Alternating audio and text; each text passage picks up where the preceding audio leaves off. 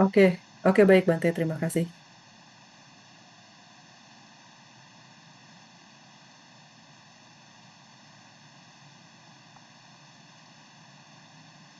Oke, selamat malam teman-teman. Namo Sang Hyang Adi Budaya, Namo Buddhaya.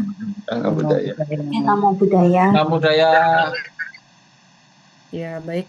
Namo budaya. Sesuai dengan yang disampaikan oleh Bante, kita bisa mulai dulu ya. Mungkin untuk kelompok 2, apakah sudah mempersiapkan presentasinya? Ya, dipersilakan.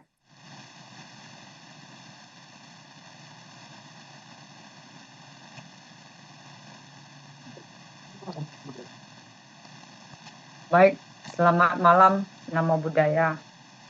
Selamat malam, Namo Buddhaya. Bante. Selamat malam, Ayah. Selamat malam, Bapak Ibu. Semuanya, Namo Buddhaya. Namo Buddhaya. Ya, perkenalkan, saya Susi. Malam ini kami dari kelompok 2, yaitu terdiri dari saya Susi, Jampa Wongchai, dan Liprati. Akan mempresentasikan kepemimpinan pendidikan Buddha yang tujuannya adalah untuk membentuk generasi seorang pemimpin yang bijaksana. Untuk itu, mari kita eksplorasi konsep dan aplikasinya. Next.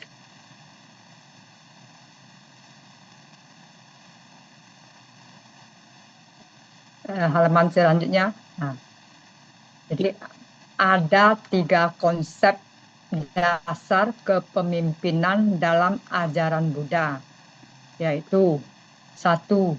Kesadaran diri, 2. Empati, 3. Kebijaksanaan.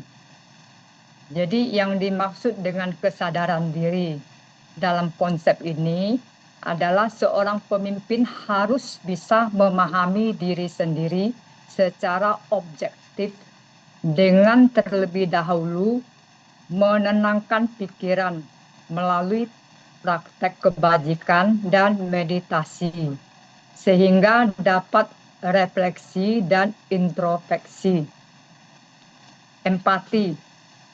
Seorang pemimpin perlu merasakan apa yang dirasakan orang lain, dapat memahami, menyadari, dan peka terhadap emosi orang lain, sehingga dapat membantu membangun hubungan yang baik.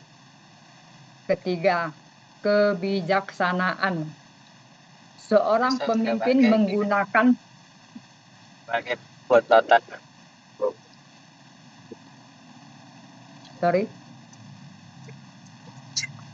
Ketiga, saya lanjutkan. Ketiga, seorang pemimpin menggunakan pengetahuan untuk kebaikan.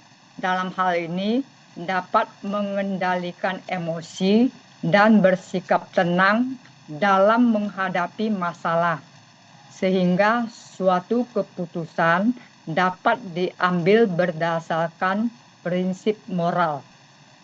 Next. Selanjutnya.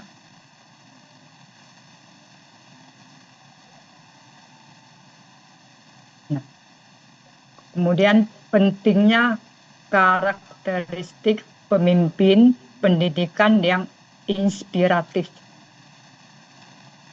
Seorang pemimpin, ini ada 3 pemahaman karakteristik. Seorang pemimpin pendidikan yang inspiratif mampu menjadi visioner. Ya. Dalam hal ini ia mampu melihat masa depan dan arah yang jelas. Kedua, mempunyai integritas sehingga dapat bertindak jujur sesuai dengan nilai-nilai moral. Ketiga, keteladanan. Yang dimaksud dengan keteladanan ini, ia dapat menjadi teladan sehingga dapat memberi contoh yang baik bagi orang lain. Demikian uraian dari saya. Ya, selanjutnya saya persilakan Bapak Jampa Wongchai untuk melanjutkan kepada Bapak Jompawong Chai, saya persilakan. Terima kasih.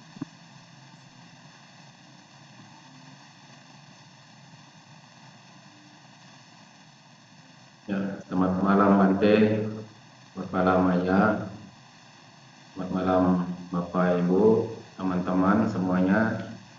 Suki Hontu, Namo Buddhaya. Saya Campa Wongcai dari kelompok 2 akan meneruskan presentasi dari Ibu Susi dalam kepemimpinan pendidikan Buddha. Kita juga akan mempelajari strategi perkembangan institusi pendidikan Buddha. Dalam strategi perkembangan institusi ini kita akan membahas satu kurikulum. Dalam menyiapkan suatu kurikulum harus sesuai dengan kebutuhan peserta didik, perkembangan zaman, kondisi sosial budaya, dan lingkungan yang relevan. Kedua,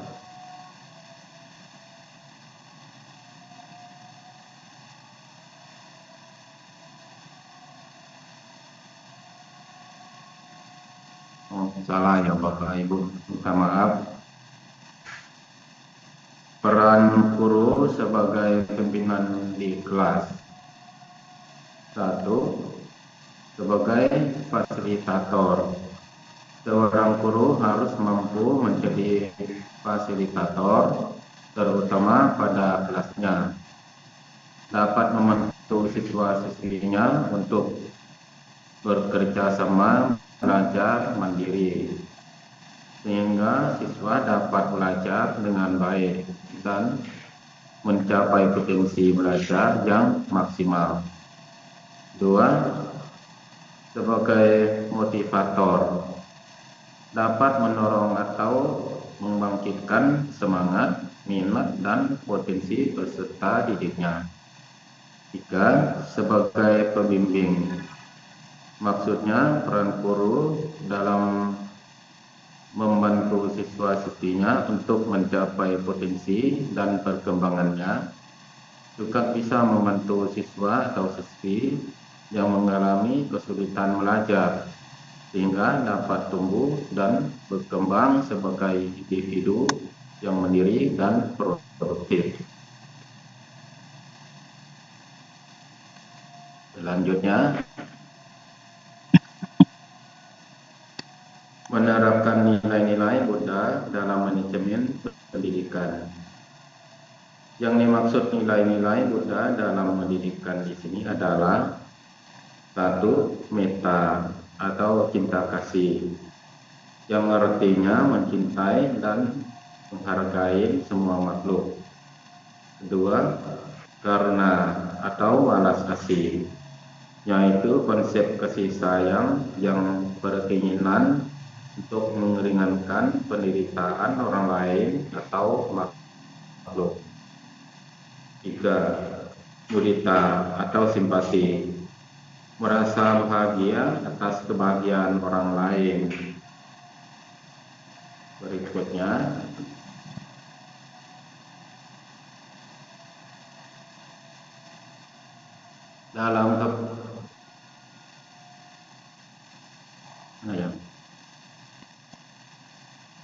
dalam strategi perkembangan institusi ini kita akan membahas satu, kurikulum. Dalam menyiapkan sesuatu, kurikulum harus sesuai dengan kebutuhan peserta didik, perkembangan zaman, kondisi sosial budaya, dan lingkungan yang relevan. Dua, sumber daya, agar institusi pendidikan dapat berkembang dengan baik. Kita perlu mempunyai sumber daya atau SDM yang memadai dan berkualitas sehingga perkembangan ini dapat bermanfaat, maju, dan terbaik. Contoh, mempunyai guru atau tenaga didik yang mengerti dan ahli di bidangnya, dan memiliki visi serta mampu mengelola institusi dengan baik. 3. Kemitraan. Yang dimaksud kemitraan di sini adalah dapat bekerja sama yang baik dengan pihak lain, misalnya dengan komunitas dan organisasi Buddhis serta dengan pemerintah. Demikian paparan dari saya. Kemudian saya persilakan Ibu Betty untuk melanjutkan. Terima kasih.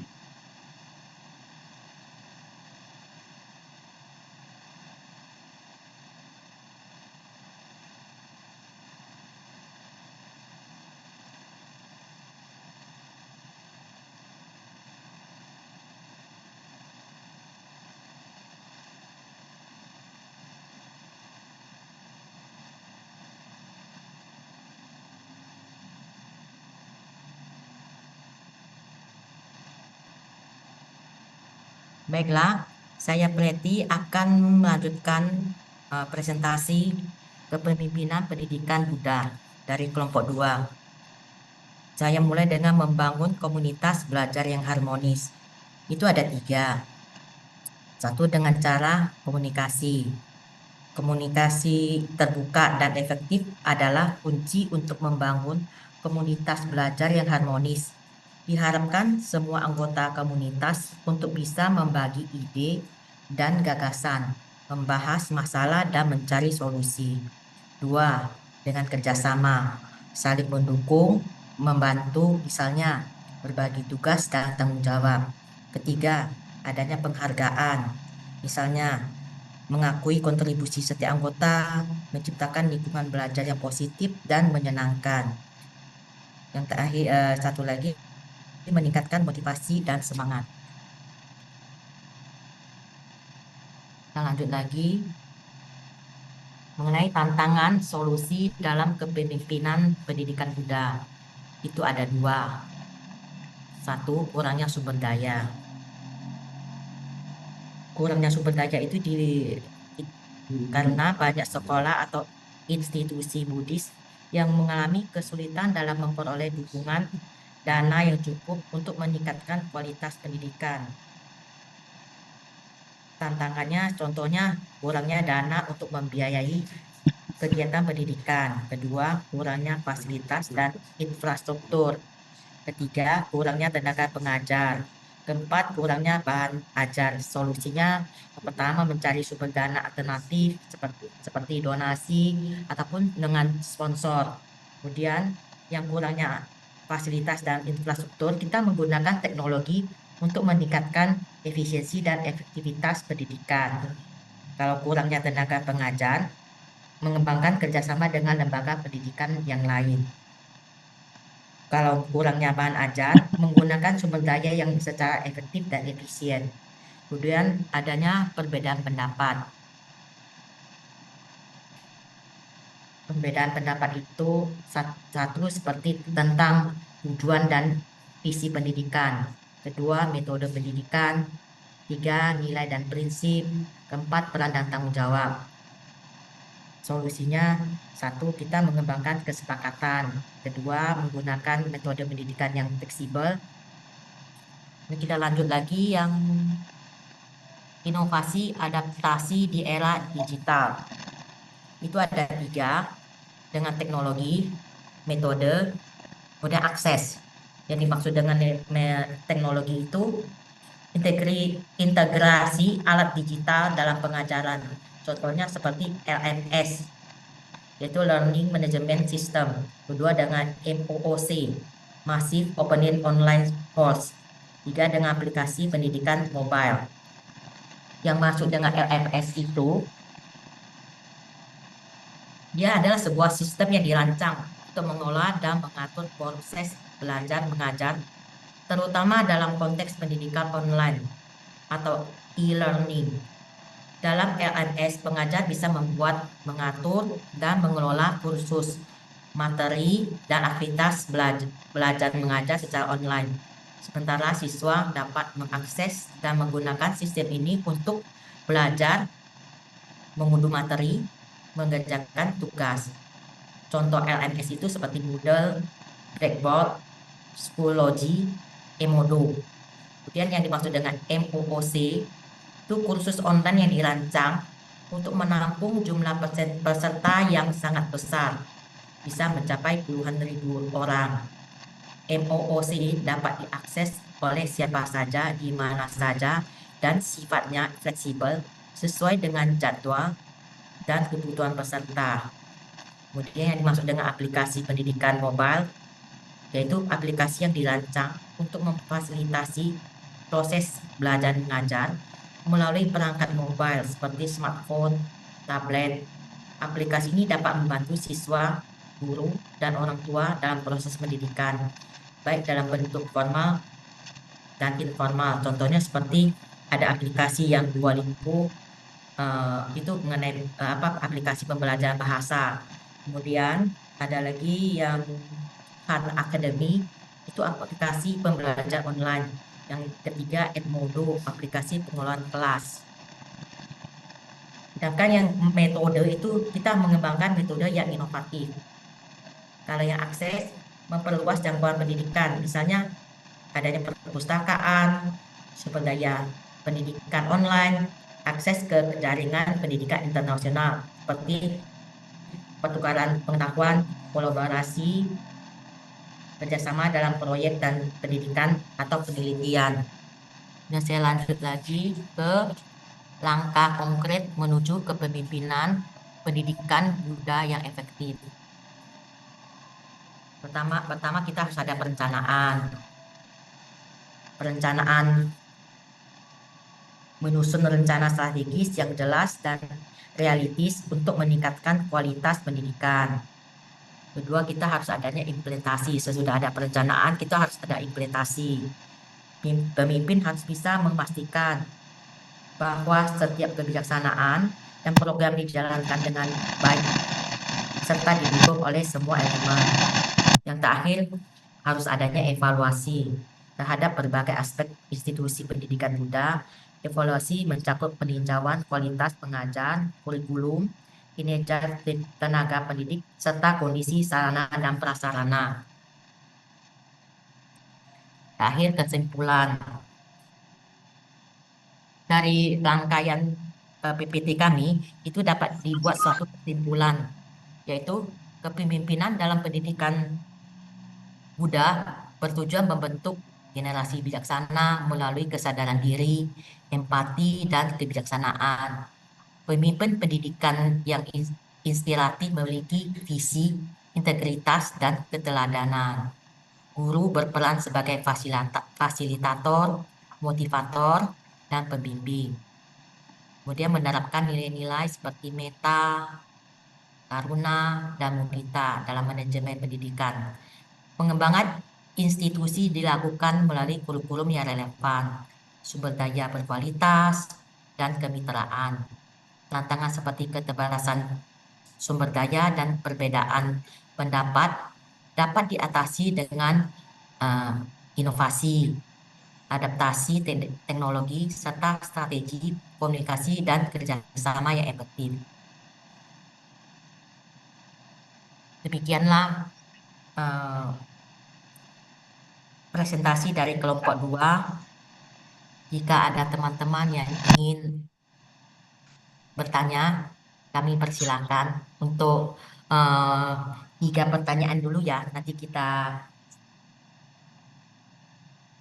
tulis dulu pertanyaannya, kemudian baru dijawab ya, supaya tidak salah jawab. Ya. Sudah.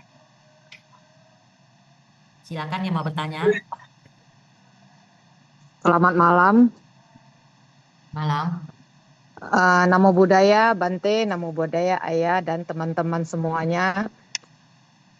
Saya mau bertanya, bisa tolong slide-nya yang peran guru itu ditampilkan kembali? Peran guru ya. Iya. Peran guru. Ini ya. Oh ya, betul. Di sini disebutkan peran guru sebagai pemimpin di kelas. sebagai fasilitator, motivator, dan pembimbing. Namun kita jumpai zaman sekarang ini bahwa tipe-tipe anak berbeda dari masa sebelumnya. Bagaimana peran guru tersebut bisa dilaksanakan dengan baik sesuai dengan keadaan atau zaman sekarang, zaman anak-anak sekarang ini. Yaitu maksudnya sebagai fasilitator, motivator, pembimbing untuk anak-anak yang pada zaman now ini. Itu pertanyaan dari saya. Terima kasih. Terima kasih. Silakan, ada teman yang mau membantu menjawab. Persilakan. Selamat Nomor 2 malam, dulu ya, Nama nomor 2 dulu Budaya. ya. Oke, nomor budaya. Ini dengan Saya siapa ya? ingin bertanya yang tadi ada Maaf, ini slide. dengan siapa ya? Oh, saya dengan Evelyn. Mohon maaf. Oke. Oh ya. Coba di slide yang selanjutnya. Yang mana ya? Coba di next dulu slide-nya. Ada tadi yang metode inovatif ya. Selanjutnya kayaknya. Oh, yang ini. Ini ya. Nah, itu kan ada metodenya kan mengembangkan metode yang inovatif. Nah, pertanyaan saya, kira-kira metode apa saja yang inovatif yang bisa digunakan dalam kepemimpinan pendidikan Buddhis ini? Maksudnya boleh diulang sekali lagi? Apa saja metode inovatif yang bisa digunakan dalam kepemimpinan dalam pendidikan Buddha? Ya, oke. Terima kasih. Selanjutnya satu lagi.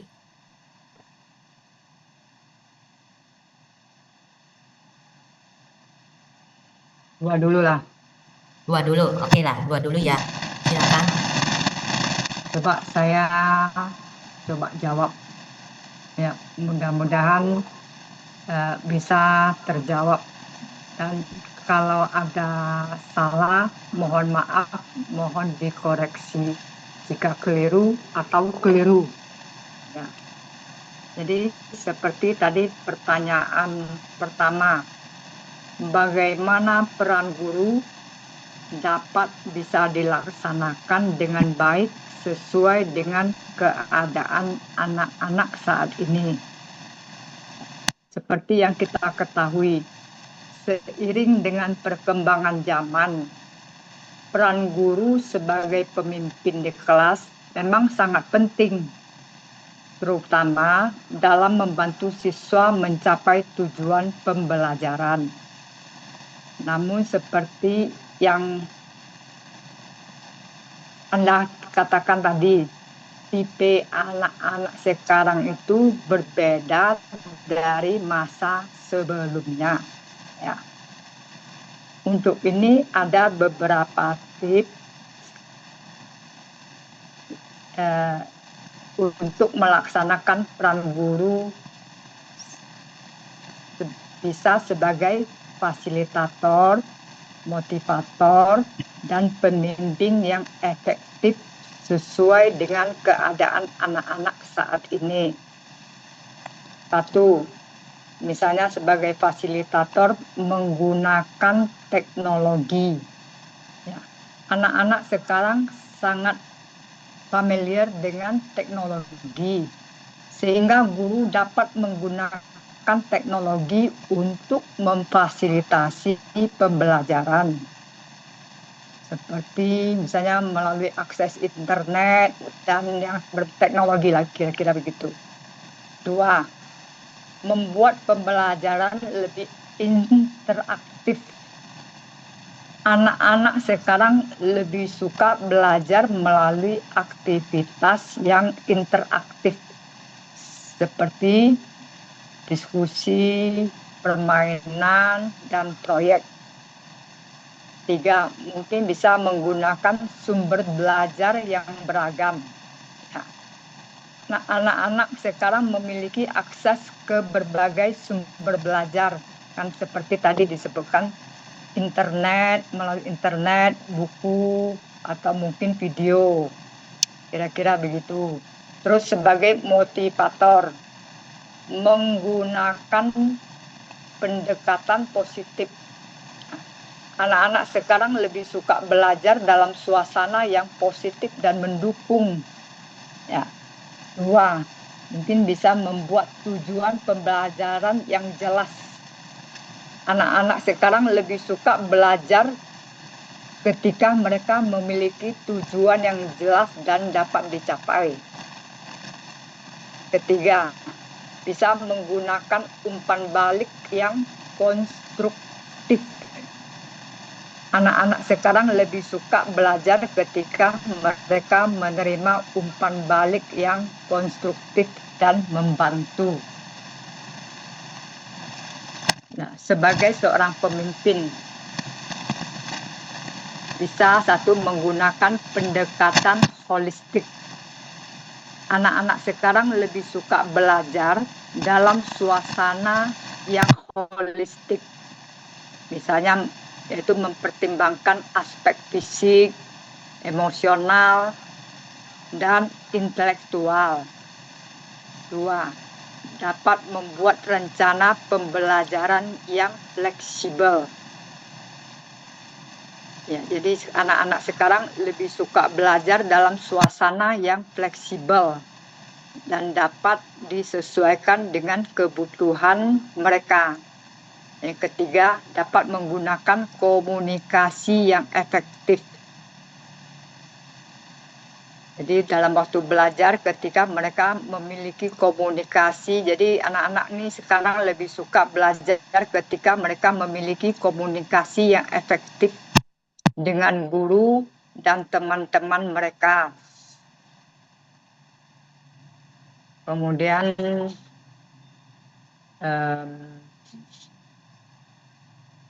fasilitator, tadi pembimbing, apalagi tadi ya, sorry ya. Fasilitator, motivator, pembimbing.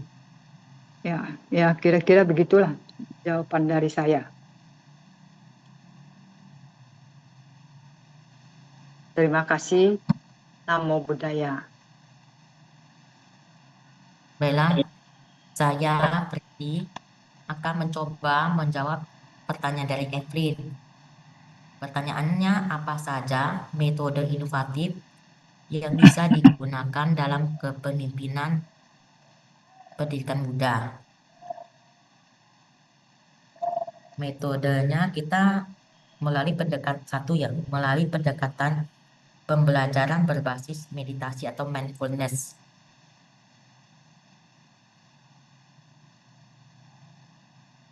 Meditasi adalah inti dari kenapa kita belajar mindfulness, karena mindfulness itu meditasi itu adalah inti dari ajaran Buddha. Dia bisa mengintegrasikan praktik mindfulness atau kesadaran penuh dalam pendidikan, dapat membantu siswa itu untuk fokus, mengelola stres mereka, dan meningkatkan kesejahteraan emosional mereka. Pemimpin pendidikan dapat mendorong penerapan meditasi harian dalam kelas untuk membangun kedamaian batin dan fleksibel pribadi. Seperti kita setiap Selasa sebelum belajar kan ada meditasi setengah jam begitu ya. Kemudian melalui pendidikan holistik.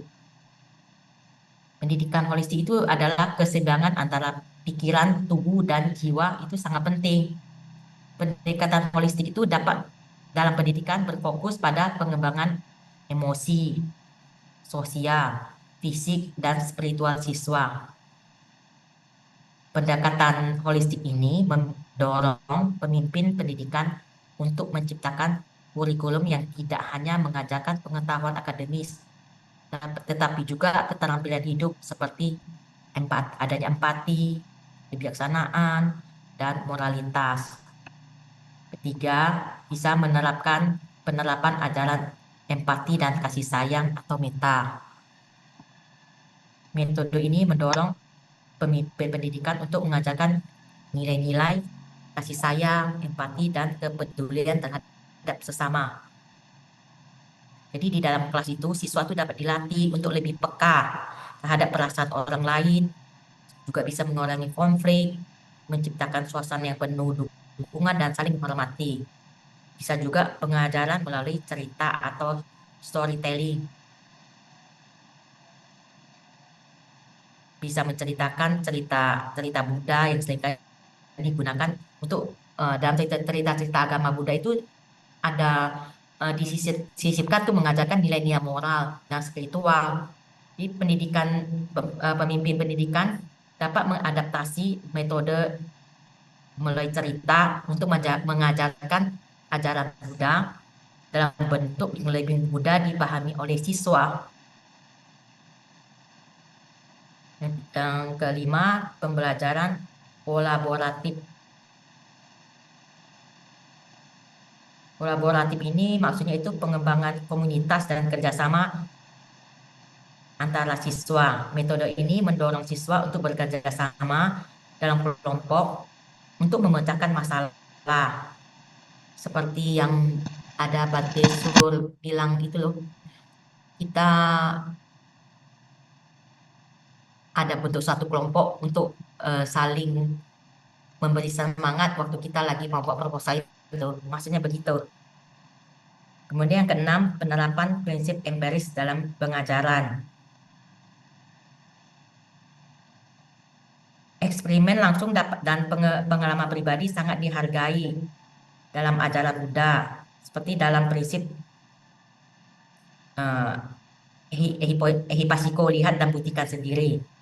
Pemimpin pendidikan dapat mendorong eksperimen dan penelitian mandiri oleh siswa, memberi mereka kebebasan untuk mengeksplorasi dan belajar dari pengalaman mereka sendiri.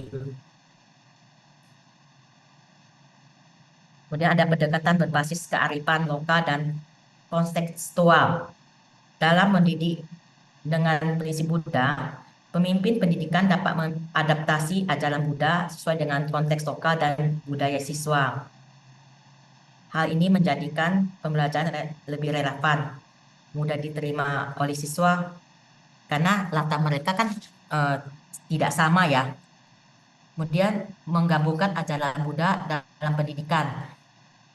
Pemimpin dapat menciptakan lingkungan pembelajaran yang tidak hanya berfokus pada pencapaian akademik, tetapi juga pada pendudukan karakter, moralitas, dan kebatinan batin yang akan membuat siswa dalam kehidupan mereka secara keseluruhan.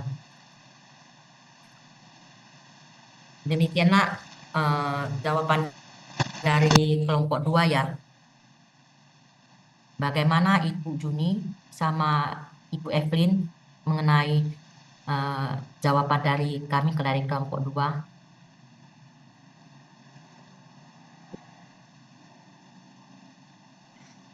Baik, terima kasih atas jawabannya. Ya, terima kasih atas jawabannya. Sudah cukup jelas ya. Sudah cukup jelas ya, terima kasih ya. Kira-kira ada teman lain lagi nggak yang mau bertanya ya? Ada, saya mau tanya. Oh, boleh, silakan. Dengan siapa ya Pak ya? Ini atas nama Febrius. Nah, Ini silakan, numpang Pak. pakai karena ada sedikit kendala teknis. Ya. Begini, tadi kan ada disebutkan bahwa salah satu strategi pengembangan institusi pendidikan Buddhis adalah sumber daya. Nah, sementara masih dijumpai bahkan dijumpai sekolah Buddhis yang kekurangan guru agama Buddha dan juga guru yang beragama Buddha sebagai staf pengajar di sekolah berbasis agama Buddha. Nah, pertanyaannya demikian. Apakah masalah sekolah-sekolah yang berbasis agama Buddha, atau mengapa sekolah yang berbasis agama Buddha itu sulit mendapatkan guru beragama Buddha? Nah, pertanyaan kedua adalah, Sebentar Pak Febrius. Jadi pertama itu mengapa? Mengapa itu sekolah-sekolah yang berbasis agama Buddha atau sekolah Buddhis sulit mendapatkan guru Buddhis dan juga guru yang beragama Buddha? Ya. Nah, yang pertanyaan kedua adalah, itu apakah sekolah tinggi ilmu agama Buddha bisa memberikan solusi. Setelah lulus kuliah bisa mendapatkan lowongan kerja. Nah, pertanyaannya gampang, jawablah Ibu Bapak Jawabnya susah. sekalian. Coba saya ulang lagi yang nomor 2 itu, apakah sekolah tinggi agama Buddha bisa memberikan solusi ya setelah Ya, kuliah bisa mendapat lowongan kerja. Wah, itu penting sekali itu. nah, jadi itu aja pertanyaannya. Terima kasih, Namo Buddhaya. Nama budaya. Jadi selamat malam Pak Tobius. Saya coba menjawab pertanyaan Pak Febrius yang tadi Mengapa? kira-kira apa masalah sekolah-sekolah agama Buddha ini sulit mendapatkan guru yang beragama Buddha.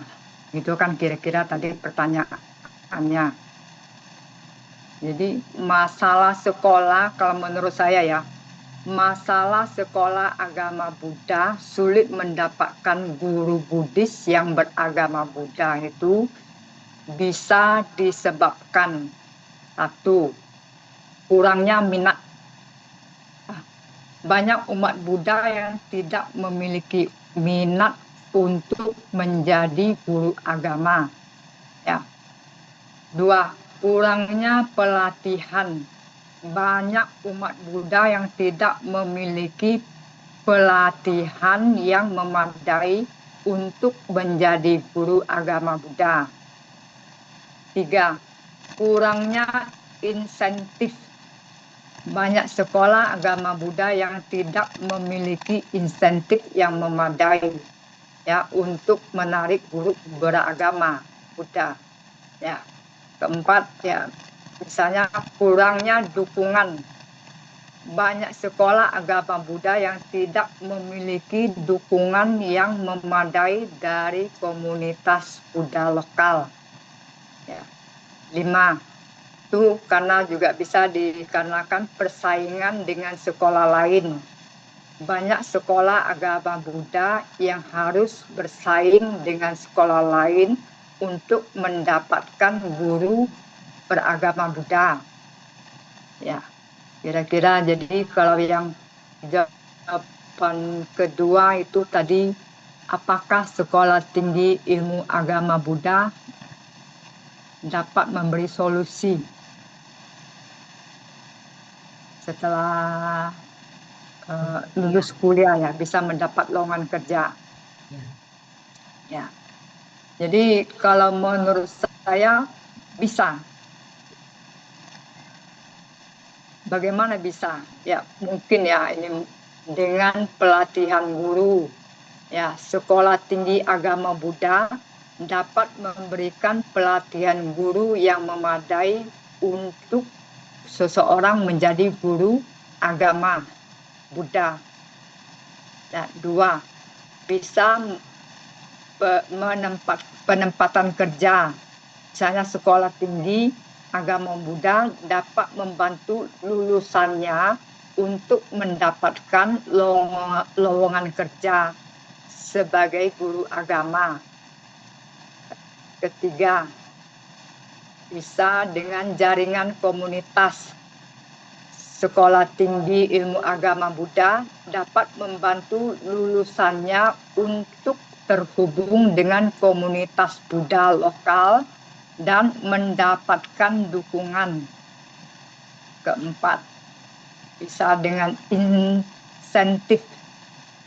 Sekolah tinggi ilmu agama Buddha dapat memberikan insentif kepada lulusannya untuk menjadi guru agama Buddha. Kelima, mungkin bisa dengan kerjasama dengan sekolah.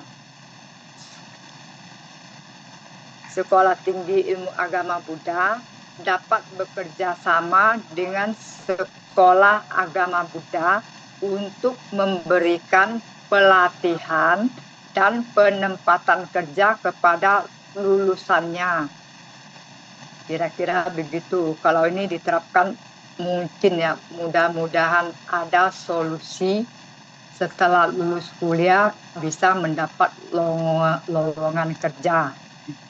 Kira-kira begitu jawabannya. Terima kasih. Namo Buddhaya. Wah, terima kasih Bu atas penjelasannya. Saya bisa sudah cukup panjang untuk menjawab. Ya mudah-mudahan ini bisa menjadi solusi yang baik bagi perguruan tinggi agama Buddha sehingga bisa menjamin lulusannya untuk mendapatkan pekerjaan atau lowongan kerja. Terima kasih. Namo Buddhaya. Namo Buddhaya. Sadu-sadu. Bu Susi, permisi, boleh izin menambahkan? Bisa gimana kira-kira? Perkenalkan, nama saya Aprilisa Pratiwi. Jadi berdasarkan dari pertanyaan Bapak tadi ya yang mengenai solusi bagaimana lulusan pendidikan agama Buddha itu biar bisa dapat pekerjaan setelah lulus.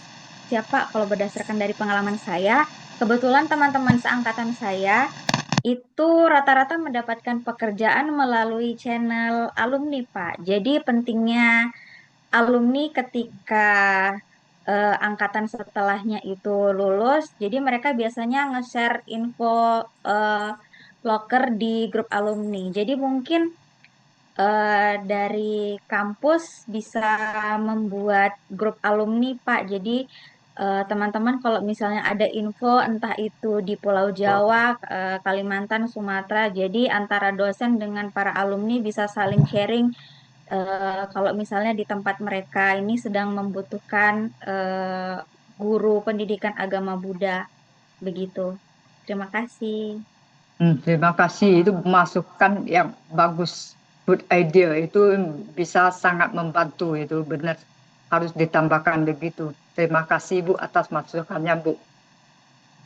Teman-teman, ini kan mengenai itu ya, solusinya setelah kita sekolah selesai itu lulus kuliah kita kan mendapat lowongan kerja seperti ada ditambahkan tadi sama ibu siapa tadi ya Mbak April Bu ya, Ibu April ya. Iya. Ya, terima kasih Bu April. Itu kalau kira-kira ada masukan dari teman-teman boleh ditambahkan ya supaya kita dapat banyak wawasan lagi. Kira-kira oh begini, jadi kita kalau misalnya ikut dalam pendidikan sekolah agama Buddha tidak takut misalnya nanti begitu keluar tidak ada kerjaan. Jadi ada seperti wawasan untuk kita supaya kita lebih tenang ya. Setelah lulus kita pasti mau cari kemana solusinya tuh ada. Kalau misalnya ada teman-teman yang lain, persilakan ditambah ya untuk wawasan kita ya. Sebab kami sendiri pun kayaknya bukan dari guru agama Buddha, jadi agak begitu kurang menguasai. Silakan teman-teman ya kalau ada yang tambahan. Mungkin saya ingin bertanya juga nih, Bu Preti sama Bu Susi. Ya Pak Irwan. Nah gini, untuk yang sekolah tinggi ilmu agama Buddha seperti itu, apakah mesti jadi guru agama Buddha atau yang lain? Karena kalau hanya menjadi guru agama Buddha, mungkin hanya sedikit lowongan kerjanya. Ya kan, sedangkan guru itu kan banyak, bukan hanya agama Buddha saja. Ya kan, mungkin bahasa Indonesia, ya, matematika atau IPA seperti itu. Karena kalau saya lihat, kalau hanya agama Buddha saja, mungkin kan nggak terlalu banyak yang dibutuhkan. Nah mungkin itulah yang mungkin kesulitan dari yang tadi Pak Febri tanyakan, yaitu mengapa susah mencari guru agama guru yang beragama Buddha, ya kan, bukan guru agama Buddha, guru yang beragama Buddha seperti itu. Nah ini mungkin harus ada kerjasama ya antara sekolah tinggi itu dengan sekolah-sekolah yang berbasis agama Buddha seperti itu mungkin Bu Preti. Terima kasih. Ya, terima kasih Pak Irwan. Jadi Pak Irwan, maaf coba saya ini maksudnya Pak Feberius tadi mungkin kan yang namanya kita ini nggak semua orang tentu emang benar, nggak semua orang cari lowongan kerja sebagai guru, tapi kan ada yang ingin menjadi guru. Kalau misalnya mereka mau menjadi mau profesi sebagai guru, jadi bagaimana itu solusinya setelah lulus nanti bisa mendapat lowongan kerja. Seperti misalnya dulu kan kita kecil juga sering ditanya, apa cita-cita kamu nanti besar? Oh, saya mau jadi seorang guru misalnya. Nah, jadi ini solusi salah satu kalau kita ya mau istilahnya itu lulus nanti saya mau jadi guru. Jadi bagaimana solusinya saya bisa mendapatkan lowongan kerja setelah saya lulus sekolah tinggi ilmu agama Buddha ini nanti. Kira-kira begitu Pak Irwan. Terima kasih Pak. Nama budaya.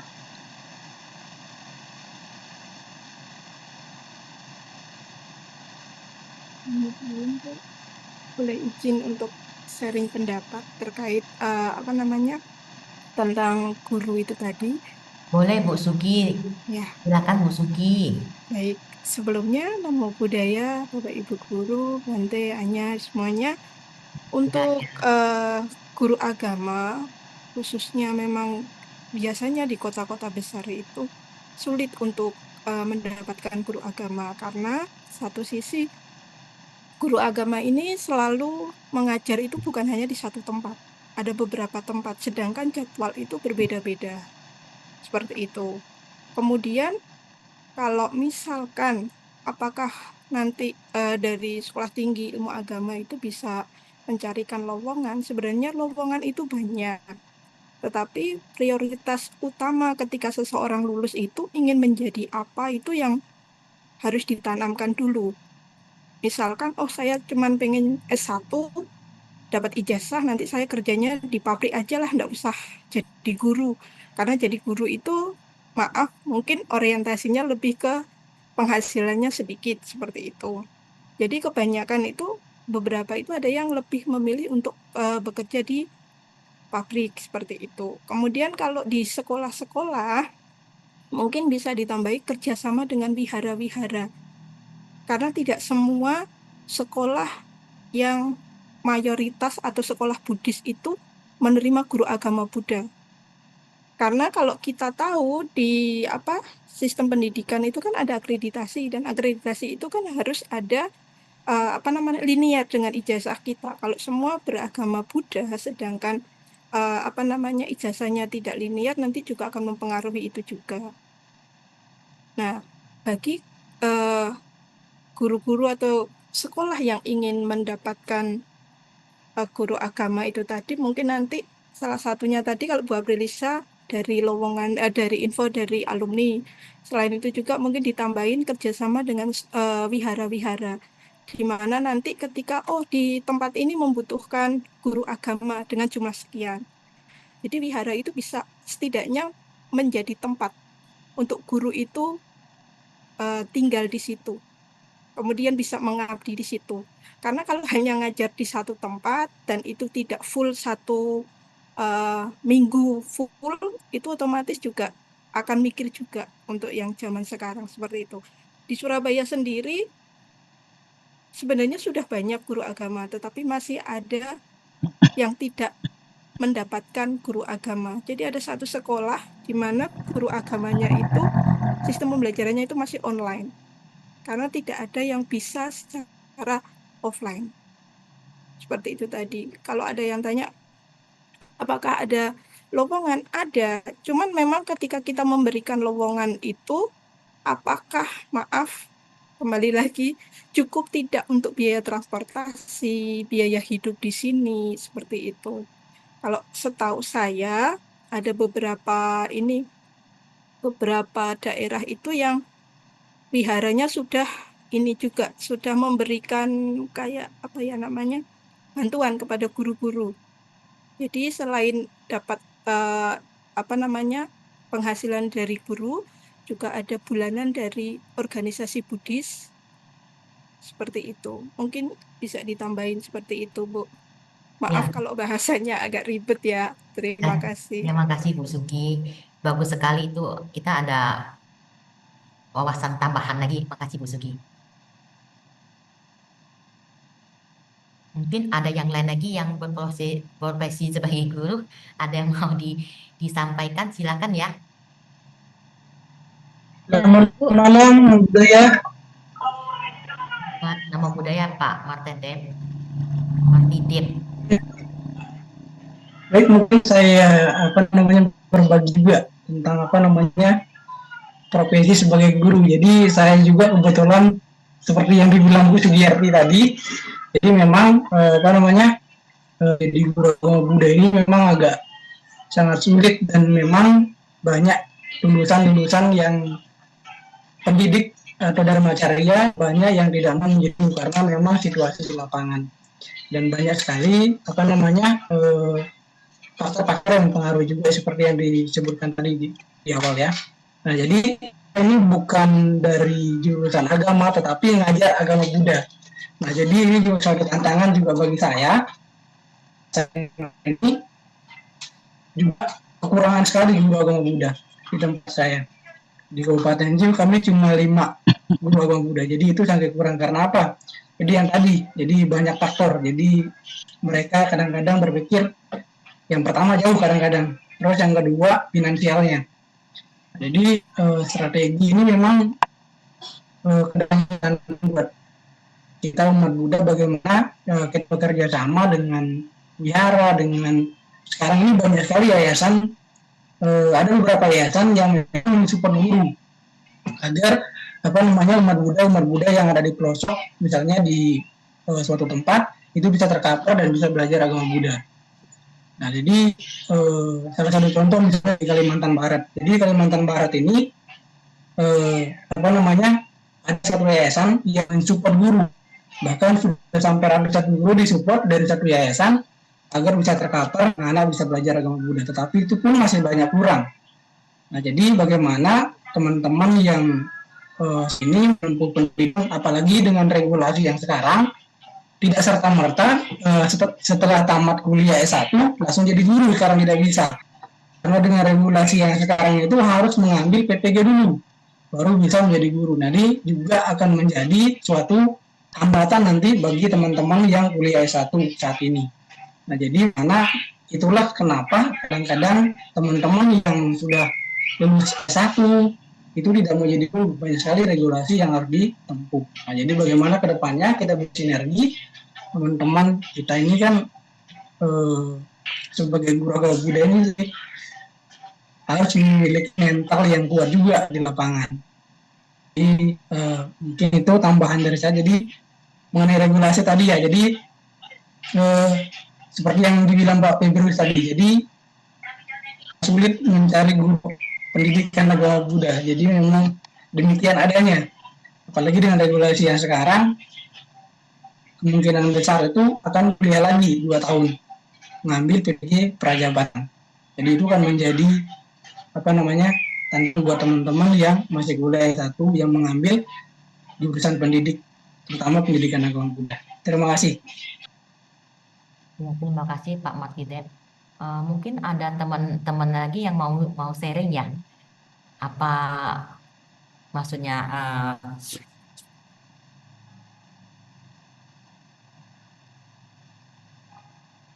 seperti Pak Markidet bilang kan adanya beberapa tantangan yang harus dilakukan oleh seorang pendidik yang guru agama Buddha itu banyak kendalanya. Mungkin ada teman-teman yang lain yang mungkin ada kendala atau solusi. Kita bisa sama-sama diskusi di sini ya. Silakan ya.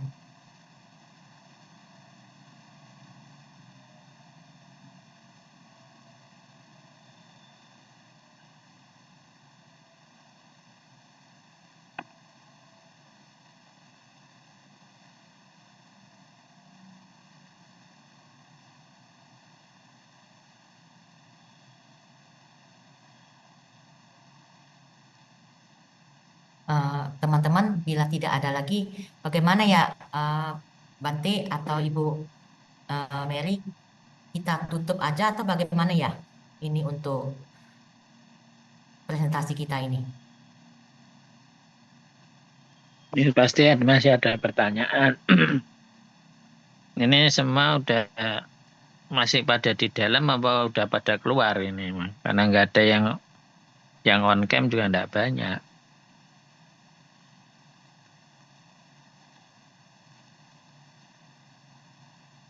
Ayo ya, dan lebih aktif ya. Jadi kelasnya biar Bante mungkin bisa Bante kasih semacam pengarahan atau Bante untuk kesulitan guru-guru di agama Buddha tuh Bante. Ya, kalau itu sih sebenarnya yang guru agama sendiri itu kadang-kala mereka mau nggak untuk untuk berada di tempat-tempat yang seperti halnya yang diharapkan. Kayak misalnya kayak Romo tadi kan mereka kan maunya kan di Padang Sidempuan kan. Di Padang Sidempuan mungkin pertimbangannya juga mereka sampai ke sana kan harus apa itu finansialnya juga harus tercukupi. Nanti karena mereka kan fokus ngajarnya di sekolah kita saja. Nanti di Padang Sidempuan itu udah punya sekolah sendiri. Sekolah yang dikelola oleh Yayasan Buddhis masalahnya.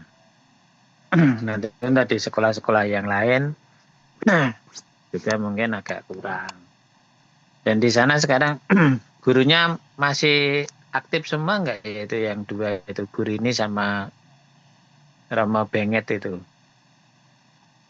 Pak Febrius.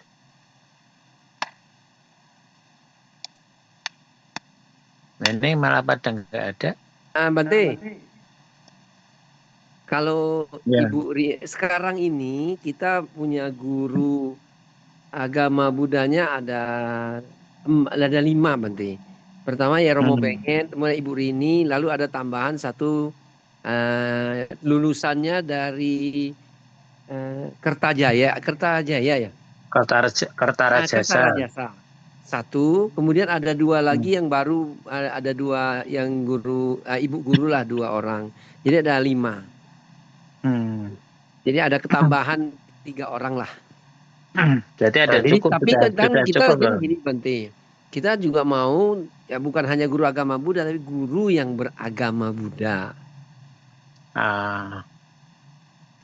Yang itu kalau sekarang kan istilahnya kalau di kita sendiri baru adanya seni budaya yang mungkin bisa ngajar di situ ya. Yang bisnis manajemen kan nggak bisa ngajar karena mereka itu ilmu manajemen murni masalahnya, bukan pendidikan.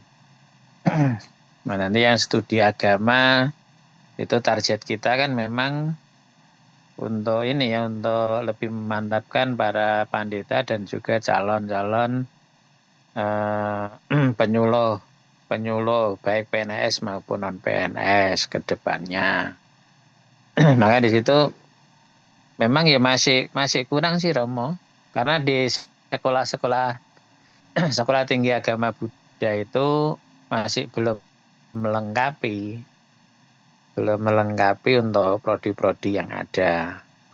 Maka ini kan baru mulai pengembangan prodi baru sehingga diharapkan nanti ya bisa memenuhi kebutuhan dari seluruh pendidikan baik yang dikelola oleh pendidikan Buddhis maupun yang memang sekolah itu adalah sekolah Buddhis. Karena kan banyak yang sekarang ini kan banyak yang lembaga-lembaga pendidikan yang dikelola oleh Yayasan Buddhis, tapi di situ lebih cenderung ke umum. Yang betul-betul Buddhis itu yang Buddhis kan paling Bodhicitta, Bodhidharma Batam itu Buddhis. Terus ada beberapa yang di Jakarta, Ipasiko dan lain sebagainya itu memang bercirikan Buddhis. Terus ada lagi di daerah Rengat, Paramita itu juga Buddhis. Baru beberapa sih yang lain-lainnya kadang-kadang masih Buddha Jayanti Ranto Prapat itu dia memang menyatakan Buddhis. Terus si Bulga itu memang Buddhis, tapi kalau Sidempuan kan sekolah yang dikelola oleh Yayasan Buddhis, tapi bukan sepenuhnya bercirikan Buddhis kan gitu kan. Nasional Bante. Ya nasional, makanya kan umum kan jadinya kan. Iya. Makanya sifatnya masih umum.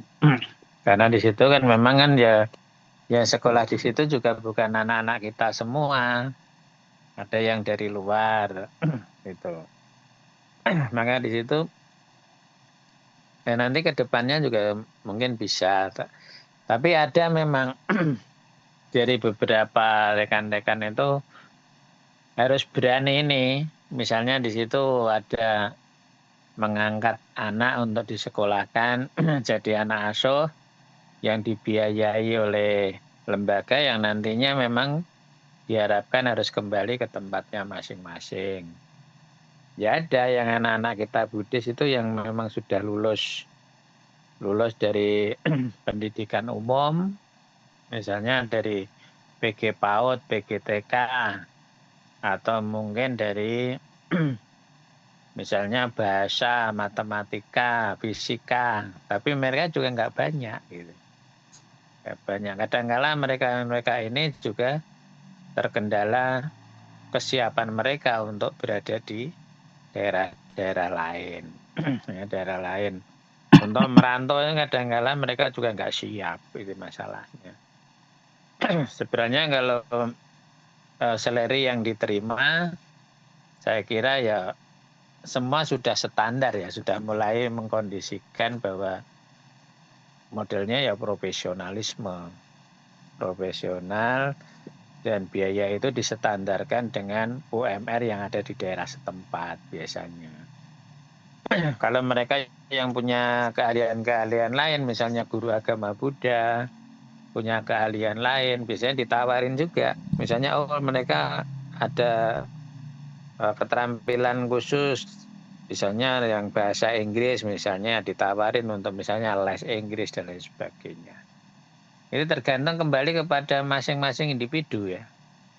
Lebih gitu mereka siap enggak untuk terjun ke daerah-daerah itu sendiri. Kalau mereka enggak siap ya udah. Mereka ya istilahnya kadang-kala yang ada tadi yang disampaikan rekan-rekan kita tadi, itu yang milih mereka lulus dari sarjana pendidikan agama Buddha, tapi mereka hanya maunya kerja di pabrik. Ya ada beberapa yang seperti itu. Ya, jadi tidak semuanya siap untuk menjadi guru. Dan memang lulusan kita ini juga masing-masing ada yang mereka kecenderungannya kemana. Ada beberapa rekan kita yang jadi konsultan pendidikan atau mungkin direktur pendidikan di lembaga tertentu. Itu ya ada. Gitu. Jadi kita nggak bisa apa itu istilahnya belum bisa melayani sepenuhnya terkait itu tadi keterbatasan prodi yang dimiliki oleh masing-masing sekolah tinggi agama Buddha. Itu. Baik Bante. Ya. Nah, terus begini Bante, tadi Bante ada sebutkan di prodi yang seni dan budaya itu Bante ya. Iya. Nah, itu kita juga butuh guru seni dan budaya sebenarnya yang beragama Ya. Buddha. Tapi kan baru tahun ini Rama bukanya. Oh, baru mau buka. Bukanya baru tahun ini gitu. Karena ya, paling tidak izinnya baru keluar. Ya, 3-4 tahun ke depan lah ya. Iya. Izinnya baru keluar. Oh gitu. Nah, terus Ya, gini Bante. Ini kan kita juga ya karena sudah masuk di STIAB Samaratungga, tentu juga kita juga berpikir untuk kemajuan Samaratungganya. Berani nggak kita dibuatkan di brosur itu Bante? Kita jamin ada lapangan kerja. Ya caranya mungkin kerjasama sama sekolah atau apa yang institusi yang bisa menjamin menerima tenaga kerja itu Bante. Jadi itu kan salah satu daya tarik untuk mengembangkan STIAB-nya gitu loh Bante. Nah terima kasih Bante. Sepanjang ini kita promosinya selalu begitu Romo, karena memang lulusan-lulusan dari Samaratungga ini biasanya kita tidak bisa memenuhi kebutuhan-kebutuhan yang diperlukan di daerah-daerah. Ini banyak juga yang masuk ke kita minta ada guru, tapi kita nggak bisa memenuhi itu karena apa? Anak-anak semua udah pada kerja gitu. Udah pada kerja. Itu biasanya begitu. Kalau Samaratungga sih biasanya nggak pernah kekurangan kerjaan sih.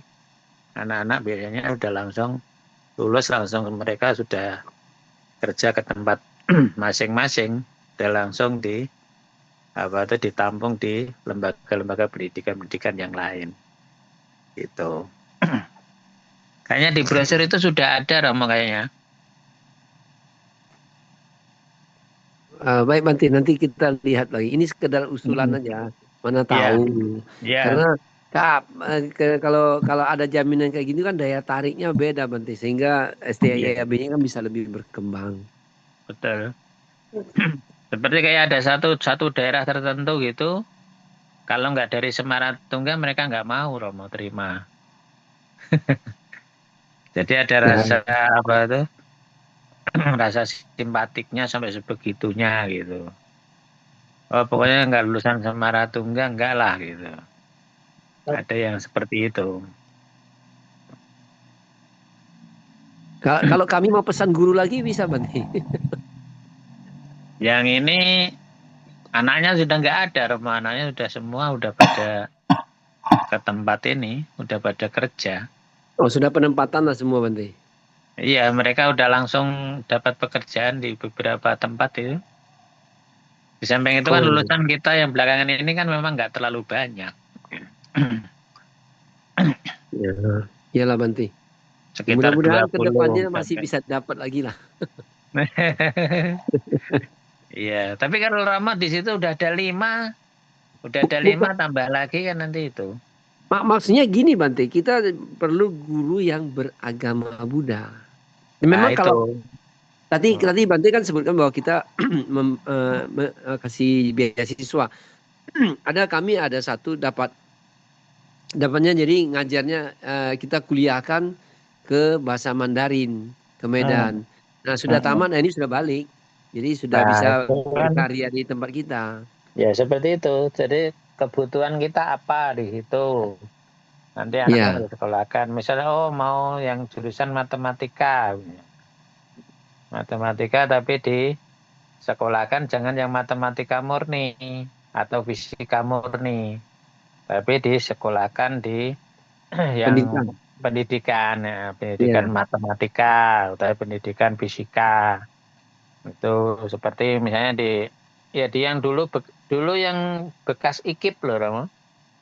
Iya, Bante.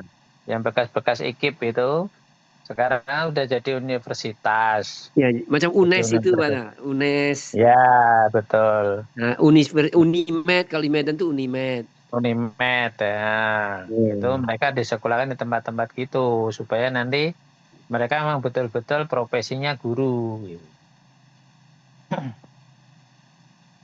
Nah, kayak gitulah Bante. Oke Bante, terima kasih Bante. Nanti mahasiswa lain nggak dapat. Nama budaya Bante. Ya, silakan. Yang lain. Bante, saya mau nanya Bante. Ini hanya pemikiran saya aja ya. Saya kan ikut S2 nih. Ini kan. Terus misalkan saya sudah lulus nih. Saya mau di mana ya gitu Bante kira-kira gitu. Apa bisa saya berikan buat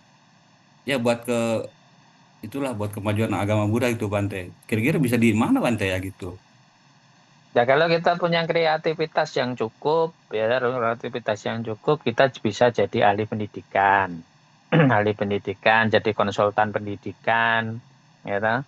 Jadi mungkin direktur pendidikan, itu bisa Romo, karena di situ kan dipersiapkan langkah-langkah itu supaya mereka betul-betul menguasai. Tapi kita memang kalau kuliah S2 ini kan ilmunya kan tidak cukup banyak, sehingga kita juga harus kreatif, harus mencari info-info yang dibutuhkan di lapangan kira-kira seperti apa gitu. Kalau kita mau jadi konsultan pendidikan ya kita harus tahu bagaimana pengelolaan kurikulumnya, bagaimana pengelolaan satu lembaga pendidikan itu untuk pengembangannya seperti apa. Itu kita harus siap itu kalau mau jadi konsultan. Nah, kalau mau jadi pemimpin misalnya di situ mau jadi direktur pendidikan di satu lembaga, itu kayak misalnya dosen-dosen kita itu kan salah satunya kayak Pak Heru itu kan. Pak Heru itu kan mereka kan jadi konsultan pendidikan di situ, ya dari direktur sekolah yang ada di situ, sehingga mereka menguasai itu langkah-langkah strategis yang harus diterapkan untuk pengembangan lembaga pendidikan yang dikelola, ya, yang dikelola. Strategi manajemennya harus matang, manajemennya harus matang. Nah itu ilmu-ilmu manajemen yang kita terima saat ini kan tidak terlalu kuat. Belum terlalu kuat itu, nanti harus dikembangkan sendiri gitu supaya nanti bisa menaungi dari lembaga-lembaga yang membutuhkan kita. Sebenarnya banyak sekali Romo, kalau kita sekolah itu nggak akan kekurangan pekerjaan. Jika kita tahu mencari celah-celah tertentu untuk mengkondisikan itu. Nah sekarang Romo sendiri sekarang apa kerjaannya? Saya konsultan pajak, Bante. Ya konsultan pajak. Ya. Ya, konsultan pajak di situ kan nanti misalnya mau tambah lagi, berarti Romo kan udah punya pengalaman di situ jadi konsultan kan. Nah, tinggal nanti menambah ilmu pendidikannya supaya nanti tahu strategi-strategi apa yang dilakukan. Kalau Rama mau beralih profesi gitu ya.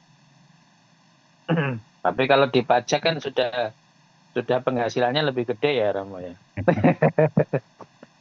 Lumayan lah Bante. Nah, iya kalau untuk ke sana kan mungkin kan. Ya tapi itu semua bisa kita lakukan. Pendidikan itu tidak akan pernah tidak berguna gitu. Jadi semakin tinggi pendidikan yang kita raih, tentunya semakin banyak pengalaman-pengalaman baru yang kita terima. Itu. Saya juga pengen ini Bante, sebenarnya saya ada keinginan saya mau jadi guru agama Buddha gitu Bante, ya kan? Ya mungkin seminggu sekali seperti itu. Kira-kira bisa. Kalau Rama sudah S2 ngapain jadi guru, jadi dosen lah. Melamar gitu, jadi dosen. Iya. Jadi dosen, jangan jadi guru. Kalau Rama memang pengen misalnya, saya mau istilahnya mengabdikan ilmu saya untuk perkembangan pendidikan, ya Rama jadi dosen aja. Jadi ngajarnya sama orang-orang dewasa. Iya. Kalau jadi guru nanti ketemunya anak-anak kan pusing lah. Biasanya yang dihadapi orang-orang dewasa ya. Terus ketemu itu. Kalau mau jadi dosen, S2 kan udah boleh jadi dosen. Saya juga pernah ngajar jadi itu Bante, jadi dosen. Cuma saya ngajar pajak Bante, sama ngajar akuntansi. Gitu. Iya kan sama, tinggal nanti kan pengembangan sekarang kan pengembangan RPS-nya seperti apa. Ya, cuman perubahan-perubahan gitu nanti coba dikondisikan supaya nanti lebih bisa bisa mengikuti perkembangan yang ada di lembaga pendidikan saat ini. Ya ngajarnya nanti jadi dosen agama sama dosen itu ya hampir sama-sama lah mau. Gitu. Gimana, ada yang lain? Iya. Bante izin. Ya. Siap. Ibu Mary dulu. Oke, terima kasih Pak Febrius. Oke, terima kasih kepada kelompok 2. Tadi sangat luar biasa sekali ya pemaparannya. Hanya di sini saya ingin menambahkan mungkin kita bisa melihat dari sisi yang lain ya. Kalau tadi kan dari bagaimana guru setelah lulus dan lain sebagainya. Mungkin di sini saya akan mengajak teman-teman untuk melihat dari sisi manajemennya. Seperti tadi juga sempat disinggung oleh Bante bahwa ini juga salah satu tugas dari manajerialnya ya. Karena kan ini kita mata kuliah manajemen pendidikan agama Buddha. Jadi dari yang disampaikan yaitu tentang kepemimpinan pendidikan Buddha di sini, kita juga harus lihat dari sisi kepemimpinan di dalam manajerialnya. Demikian. Jadi kalau tadi saya amati juga bahwa kendala-kendala di lapangan itu salah satunya yaitu bagaimana sistem manajemen di yayasan, terutama yayasan pendidikan Buddhis gitu ya. Nah tadi menarik juga ini dari tadi slide-nya nggak geser, kita bisa lihat di bagian 3 ini ada kemitraan. Nah, kemitraan ini sangat menarik ya, karena saya juga sekarang membantu di Yayasan Buddhis dan kami juga merasa sedikit kesulitan jika kita harus berdiri dengan kaki dan tangan kita sendiri. Nah, untuk itulah kita bergabung kepada ada suatu badan ya, Badan Koordinasi Pendidikan Buddhis itu, BKPBI kalau nggak salah. Nah, kami bergabung di sana untuk mendapatkan informasi-informasi terkini tentang pendidikan yang mungkin turun langsung dari pusat gitu ya, dari nasional. Lalu kita juga bisa mendapatkan informasi, juga bisa berdiskusi dengan para pengurus atau manajerial gitu ya, bagian yang memanajemen pendidikan, terutama pendidikan agama Buddha di Indonesia. Nah, lalu juga yang berikutnya kemitraan di sini menarik karena ada beberapa organisasi juga yang memiliki lembaga pendidikan.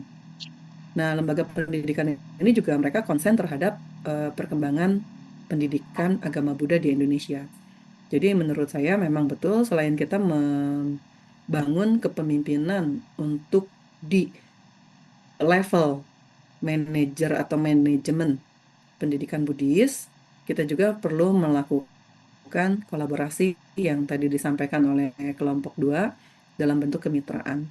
Jadi di sini saya mengajak teman-teman untuk melihat dari sisi manajemennya gitu ya. Jadi kepemimpinannya bisa diterapkan di bagian manajerial. Demikian sih. Terima kasih Bante. Oke. Ada lagi? Ini nanti ya, tolong diingat. Nanti untuk di samping yang presentasi, nanti tolong dibentuk satu kelompok yang mereview hasil daripada hasil pekerjaan yang dilakukan oleh masing-masing kelompok yang mau presentasi. Jadi nanti direview dulu, dikasih masukan-masukan, mungkin tata tulisnya, letaknya, terus nanti kualitas isinya gimana, kira-kira jangkauannya sudah mencapai ke tahapan itu atau belum gitu ya. Nah, itu nanti tolong ada yang review. Ini kan sudah jalan dua kali ya. Sudah jalan 2 kali. Nanti tolong ini yang kelompok 3, nanti yang kelompok 1 mereview. Yang kelompok 1. Kan sudah nggak ada kerjaan ya. Sudah nggak kerjaan, biar ditambah kerjaan ya. Nanti yang kelompok 4, nanti kelompok 2 yang mereview. Nanti demikian juga nanti selanjutnya juga gitu. Nanti kelompok 3 yang mereview berarti kelompok 5 ya. Kelompok 5. Nanti kelompok 4 nanti yang mereview kelompok 6 gitu ya. Nanti tolong di situ. Mereviewnya nanti kalau perlu nanti dicek Turnitin-nya juga. Turniti dari apa yang mereka buat misalnya makalahnya, nanti tolong di-share dari makalah dan PPT-nya supaya nanti orang lain juga bisa baca sehingga bisa memberikan pertanyaan-pertanyaan dari apa yang dipresentasikan gitu ya. Nah ini tadi juga masih banyak kurang sebenarnya. Itu belum ditinjau dari dari istilahnya kepemimpinan ditinjau dari suta-suta yang ada, belum dicari sampai ke sana. Ya. Dari sudut pandang Buddhis juga harus dicarikan. Itu supaya nanti terus ada pengembangan-pengembangan. Dan nanti termasuk juga kan ini kan kalau berbicara masalah kepemimpinan ini kan termasuk ini sifat-sifat kepemimpinan ya, atau mungkin model-model kepemimpinan itu kan paling tidak kan harus diterapkan juga di samping yang disampaikan tadi, sehingga nanti betul-betul isinya berkembang terus menjadi banyak ya. Model kepemimpinannya kan belum ada di situ tadi kan. Kelihatannya pas saat presentasi tadi kelihatannya belum muncul. Walaupun ada disampaikan sekilas agak disinggung, tapi kan di situ kan model-model kepemimpinan itu kan belum ada. Dan nanti juga harus cari rujukannya. Model kepemimpinan menurut siapa gitu. Karena ada tokoh-tokoh yang berbicara terkait dengan model kepemimpinan itu. Ya, Baik itu. Bante, terima kasih Bante. Dan nanti punya tugas itu ya, yang kelompok 1 gimana? Udah dibikin belum videonya, video tutorialnya? On the way, Bante. On the way ya. On the Iya, way-nya jangan kelamaan ya. Jadi nanti kita bisa memunculkan satu-satu, bukan tempo sekali terus muncul berapa banyak haki gitu loh. oke. Ya Baik, bisa secara berurutan. Dan baik, nanti Bante. pas hakinya itu nanti dicantumkan juga dosen walinya sekalian ya. Di samping Bante nanti ditambah dosen wali. Demikian juga nanti pas saat jurnalnya juga sama. Nanti sebelum misalnya jurnalnya mau disubmit itu tolong kirim ke Bante dulu ya. Iya, Nanti Bante siap, cek Bante. dulu. Judulnya nggak harus sama persis dengan apa yang dibahas awal, tapi maksudnya bisa dikembangkan, supaya nanti biar kesannya tidak kaku judulnya. Oke, ada pertanyaan lagi? Bante izin bertanya. Silakan. Untuk yang review ini, apakah sebelum teman-teman kita presentasi atau bagaimana, Bante? Ya nanti pas saat itu kan nanti kan mereka presentasi, habis presentasi nanti baru direview gitu. Tapi nanti kan makanya itu harus disampaikan dulu. Paling tidak 1 hari sebelum presentasi itu materinya sudah sudah dikirim di grup. Kita sudah ada grup belum? Sudah ada Bante. Ya, kok Tasya cari-cari tadi nggak ketemu grupnya. Jangan-jangan Bante nggak dimasukkan di grup ya? Ada, Bante. Nanti saya coba chat ya. Nah, iya. Grup mata kuliah manajemen gitu, manajemen pendidikan gitu. Ya, sudah. Jesslyn sudah ngechat di situ, Bante. Atau grup manajemen mata kuliah manajemen pendidikan tahun berapa gitu boleh. Supaya nanti itu tahu.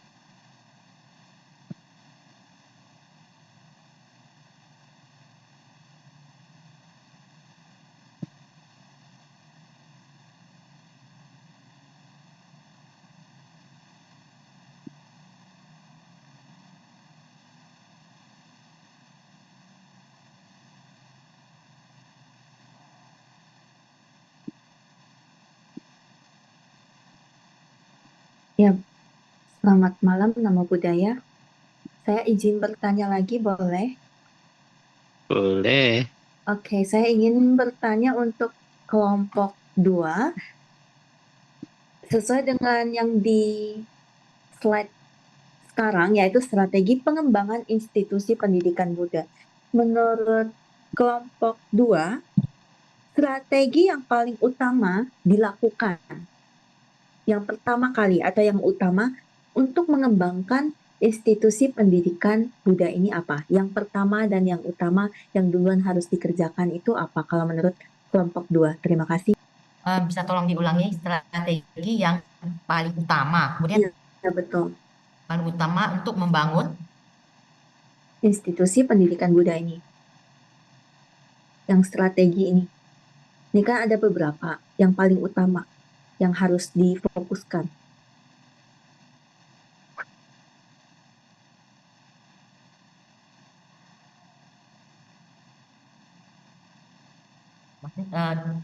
Tadi pertanyaan strategi yang paling utama untuk membangun institusi pendidikan Buddha yang harus difokuskan ya. Iya, strategi pengembangan yang pertama kali. Strategi yang paling utama yang harus dibangun untuk instalasi pendidikan. Iya. Institusi pendidikan. Oke, sebentar. Bentar ya.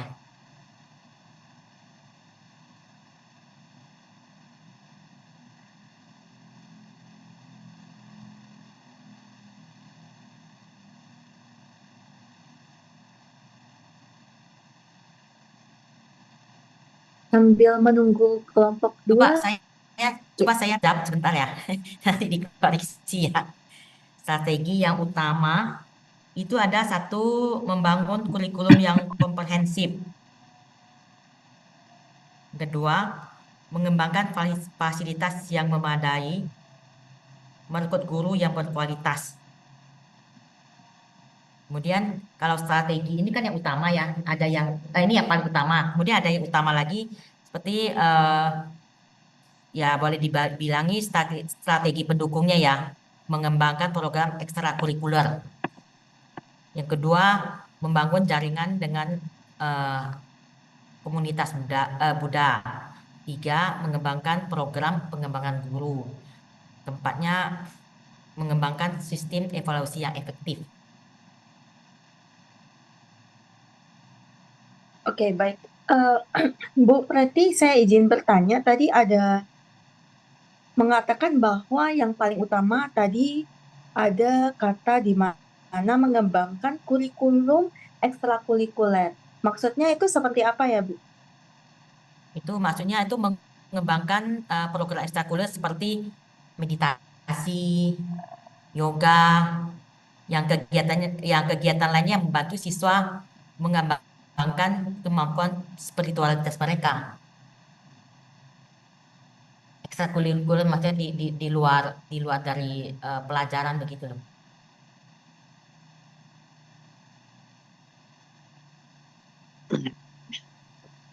Baik.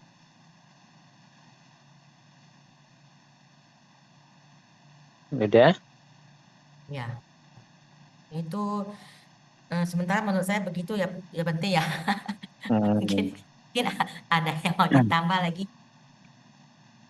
Jadi pada hakikatnya itu kalau kita mau membuat satu institusi pendidikan, yang bertanya yang harus kita persiapkan itu adalah visi misi dan tujuannya dulu, ya. Visi misi tujuannya udah jelas dulu, nanti baru dilengkapi sarana prasarananya yang menunjang ke sana. Prasarana-prasarananya termasuk nanti sumber daya manusia, kurikulum, termasuk fasilitas yang di situ, baik fasilitas fisik, wujud gedung, dan perangkat-perangkat lainnya itu yang mendukung ke sana. Baru nanti dikatakan jalinan kerjasama atau bermitra. Bermitra ini kan untuk menunjang visi, misi, dan tujuan itu sendiri, supaya nanti semua bisa terpenuhi gitu. Ya, jadi nanti sama saja kita gini loh. Bapak Ibu sekalian kan sekarang kan berpikir untuk saya mau ambil S2. Ambil S2 itu tujuannya apa ya saya? Oh, nanti supaya setelah saya belajar di S2 ini, oh saya membantu untuk pengembangan agama Buddha. Saya mau jadi dosen. Oh saya mau jadi konsultan pendidikan.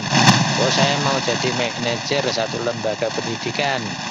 Itu kan misalnya itu adalah visi yang dimiliki oleh Bapak Ibu sekalian, yang tentunya visi ini akan memberikan semangat dan akan menjadi istilahnya tenaga pendidik yang berkualitas gitu kan. Itu misalnya gitu. Ini yang mestinya harus ditanamkan dalam diri kita, tanamkan lebih awal dari dalam diri kita itu supaya nanti kita ke depannya saat mau melangkah itu sudah punya langkah-langkah yang tepat gitu, langkah-langkah yang tepat. Karena membangun satu lembaga pendidikan atau institusi pendidikan itu mudah saat membangunnya, tapi susah untuk mempertahankan kualitasnya. Nanti kalau sudah mengalami kemunduran gitu aja, kita mau membangkitkan kembali itu prosesnya luar biasa susah, luar biasa sulit. Maka kita harus istilahnya memiliki menapak secara bertahap supaya nanti impian atau mimpi-mimpi yang kita miliki ini secara bertahap bisa terwujud gitu. Gitu ya Bu ya. Ya Bante. Ada yang lain? Silakan. Kita masih ada waktu sampai 9:30 kan? Ya betul Bante. Masih 15 menit. Izin Bante, Silahkan. nama budaya Bante, nama budaya. Rekan-rekan izin bertanya pada kelompok 2 tentang kemitraan Bante. Kenapa saya sendiri kan lulusan dari Sekolah Tinggi Agama Buddha Negeri Sriwijaya Tangerang Banten Bante. Memang saya belum pernah terlibat dalam dunia pendidikan seperti pendidikan tinggi atau mungkin sekolah tinggi Bante. Yang saya bingungkan itu, yang saya ingin tanyakan kepada kelompok 2, bagaimana cara kita membangun kemitraan, karena kemitraan ini secara eksternal itu luas sekali yang berhubungan dengan dunia pendidikan atau sekolah tinggi atau mungkin pendidikan agama Buddha. Karena kalau menurut saya hal yang penting dari strategi pengembangan institusi pendidikan yang dipaparkan ini, yang paling utama, yang paling sebagai penutup atau gongnya terakhir adalah di kemitraan.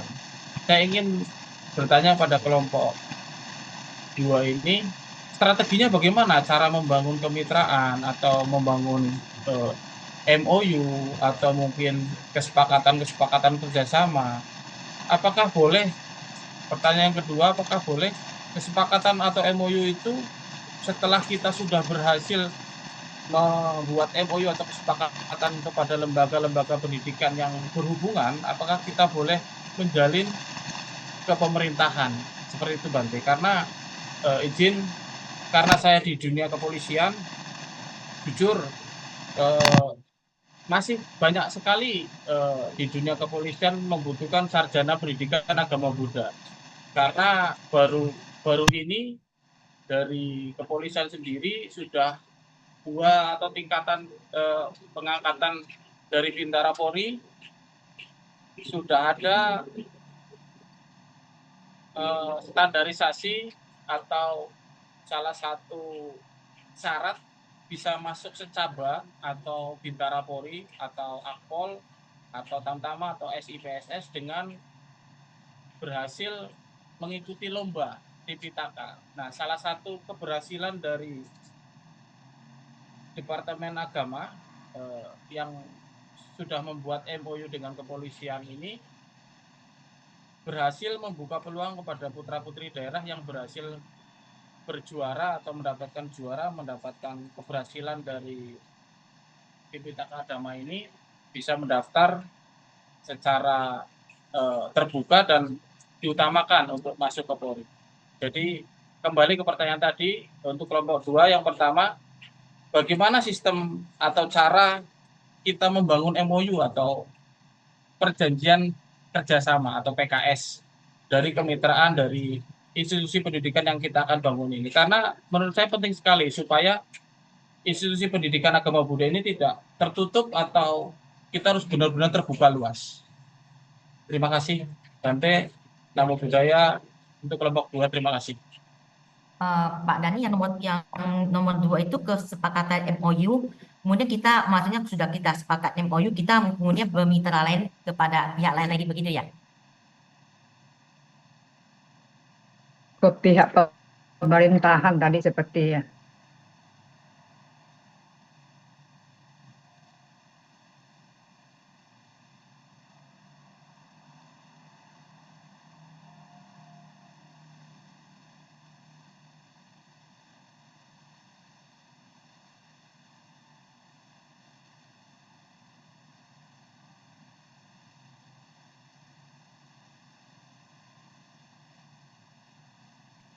Pak Daninya kemana? Itu tadi masih belum jelas itu katanya Pak. Oh siap, saya ulang Bante, izin. Yang inti-inti pertanyaannya aja Pak, biar mereka kan mau siap mau menjawab. Siap Bante. Jadi izin bertanya Ibu untuk kelompok 2 tentang pola kemitraan yang dibangun itu bagaimana? Itu yang pertama. Apakah setelah kita membangun dengan kemitraan sesama pendidikan, bagaimana kita mengembangkan atau dengan di luar pendidikan, misalnya instansi pemerintah atau mungkin ke dunia kerja, itu bagaimana? Izin. Maaf Pak, itu mungkin kita kan belum pernah ini menjalin kemitraan seperti begitu, agak sulit. Mungkin Bante bisa membantu, mungkin Bante. Terima kasih Bante. Ya, pada prinsipnya itu satu lembaga pendidikan ini kan bisa menjalin kerjasama baik di dunia kerja maupun di dunia apa tadi di dunia industri ya, dunia kerja maupun di dunia industri sesuai dengan target yang ingin kita capai Pak biasanya kalau dari lembaga pendidikan kayak seperti halnya kayak di Semaratuga sendiri ya kita harus menjalin dengan dunia industri juga karena kita kebetulan kan ada bisnis manajemen ya, bisnis manajemen. Kalau seni budaya juga kita menjalin kerjasama dengan pemerintah juga ada yang kita lakukan. Misalnya salah satunya dengan Kementerian Agama karena kita di bawah Kementerian Agama. Nanti kalau ada informasi tadi seperti halnya di kepolisian tadi ya, kepolisian nanti juga mungkin bisa kita lakukan juga supaya nanti lebih mempermudah ke sana. Karena memang sekarang memang dibuka satu peluang dari misalnya ada yang di agama itu ada punya keahlian apa, punya sertifikasi apa misalnya. Oh pernah juara lomba-lomba tentang ilmu keagamaan, keagamaan di situ atau mungkin pernah ikut pelatihan. Seperti hanya kemarin kita itu juga dimintai dari anak-anak yang mau masuk Universitas Telkom ya, Universitas Telkom Bandung itu. Oh, ternyata dia dulu pernah Pak Baja sama Nera. Sehingga kita membikinkan surat mereka pernah mengikuti pelatihan sebagai calon biku selama sekian lama. Nah, sekian lama kita kasih sertifikat. Nah, dari sertifikat beliau ini ternyata bisa dijadikan syarat untuk masuk ke lembaga pendidikan negeri gitu, ke universitas negeri. Demikian juga misalnya yang ke universitas yang lain itu juga bisa Pak, nanti bisa diterapkan di sana. Nah, langkah-langkah inilah tentunya nanti akan memberikan nilai tambah bagi kita di lembaga pendidikan ini yang terus kita lakukan berbagai macam upaya untuk melakukan MOU. MOU nanti ditindaklanjuti MOA-nya, yaitu untuk actionnya di lapangan itu seperti apa dari kerjasama ini. Ya termasuk kalau dengan sekolah-sekolah misalnya, kalau sekolah-sekolah itu kan kaitannya nanti dengan praktek anak-anak. Kalau dengan lembaga-lembaga misalnya majelis atau lembaga-lembaga kemasyarakatan yang lain, nanti kaitannya mungkin dengan KKN, ya, dengan kuliah kerja nyatanya. Atau nanti untuk kaitannya yang lain, kaitannya dengan magang bagi anak-anak. Itu banyak sekali yang bisa kita lakukan dan semakin banyak akan semakin bagus gitu. Dan kerjasama justru bukan hanya diprioritaskan untuk di dalam negeri saja. Kalau perlu dilakukan jalinan kerjasama untuk lembaga-lembaga yang lain di luar negeri juga. Sehingga kita di sana juga di sini misalnya di situ kalau di ini kan organisasi perguruan tinggi agama Buddha di seluruh Indonesia ada asosiasi perguruan tinggi agama Buddha. Nanti kalau di luar negeri juga ada di situ lembaga yang mengatur di sana. Sehingga kita banyak langkah-langkah strategis yang bisa kita lakukan untuk pengembangan lembaga yang kita miliki. Sebenarnya terobosan baru seperti yang Bapak sampaikan tadi kan kaitannya dengan mungkin untuk Bintal misalnya. Itu kan juga bisa dari lulusan-lulusan kita yang pendidikan agama Buddha ini juga mereka bisa, ada yang bisa menjadi Bintal mungkin di Polri, TNI, atau mungkin di angkatan-angkatan yang lain. Nah, itu. Jadi nanti harus ada tindak lanjutnya gitu, Pak. Sekarang kalau sekedar hanya MOU aja, nggak ada tindak lanjut yang bisa kita kita peroleh atau mungkin ada keuntungan-keuntungan lain yang bisa kita dapatkan ya nanti MOU-nya jadi mandul gitu, jadi mandul. Nah itu yang mestinya harus dipertimbangkan untuk langkah-langkah ini.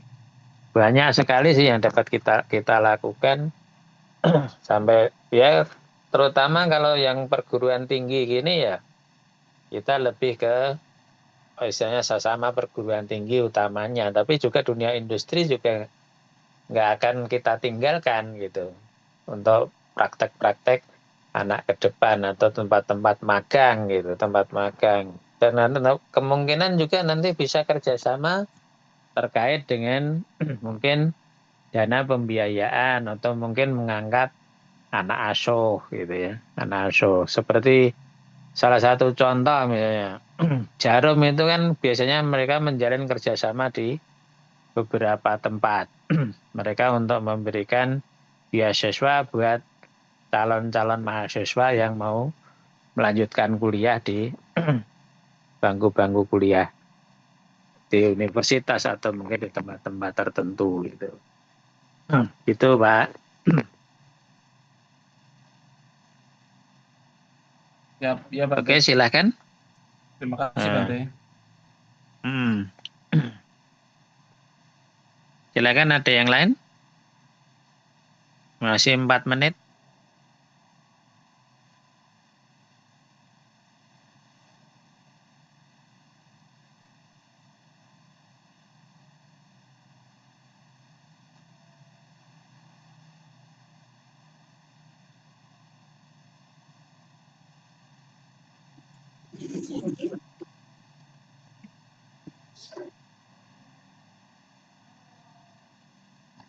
Bante, saya mau bertanya juga, kalau mau jadi dosen nanti adik-adik setelah lulus dari S2 ya, mau melamar jadi dosen, apakah butuh surat rekomendasi pengalaman begitu, pengalaman mengajar nanti dari kampus begitu? Biasanya kalau mau jadi dosen ada persyaratan-persyaratan yang harus dipersiapkan, Mbak. Pertama harus ngurus NIDN, nomor induk dosen nasional. Itu harus ada. Baru nanti dikembangkan, nanti baru misalnya kalau sudah punya NIDN nanti baru mengusulkan atau mengajukan untuk menjadi dosen di satu lembaga tertentu misalnya. Atau mungkin kaitannya sama lisensi yang Bapak Ibu punya juga boleh. Oh saya kenal sama mungkin yang pimpinannya sana, saya mau mengajukan lamaran untuk menjadi dosen gimana? Itu biasanya ada syarat-syarat itu. Ya kalau memang diperlukan rekomendasi ya biasanya dikasih rekomendasi. Tapi paling tidak dari ijazah yang Bapak Ibu miliki, ya nanti ditambah lagi syarat-syarat yang lain. Kalau misalnya mau mengajukan NIDN kan misalnya ada bebas narkoba, ada istilahnya di situ saya sehat jasmani dan rohani. Banyak yang diajukan. Kalau zamannya Bante dulu ya mudah. Saya datang ke sini ya langsung ini. Sekarang banyak persyaratan-persyaratan yang memang harus dipenuhi. Kalau mau mengajukan NIDN. Ya. Nanti baru di situ bertahap Bapak nanti kalau sudah jadi dosennya baru nanti mengajukan kepangkatan dosen. Pangkatan dosen. Paling tetapi standar minimal yaitu tadi ya harus S2 gitu. Kalau dulu ya S1 boleh jadi dosen, sekarang enggak boleh. S2 standar minimalnya. Kalau mau standar maksimal ya nanti doktor. Gitu, Pak. Iya, Bante. Oh, cukup ini juga kompleks ya kalau mau jadi dosen tuh mesti ada harus mengajukan surat-surat yang diperlukan juga ya. Ya, karena kebutuhan untuk pengajuan NIDN itu dipersyaratkan dari pihak pemerintah itu seperti itu, Pak. Baik itu dosen di swasta, negeri, semua sama. Kalau yang di negeri kan harus lewat ujian. Di swasta juga sama lewat wawancara, nanti udah mungkin ada tes apa yang mungkin dipersiapkan di lembaga itu. Gitu. Iya, iya Pak.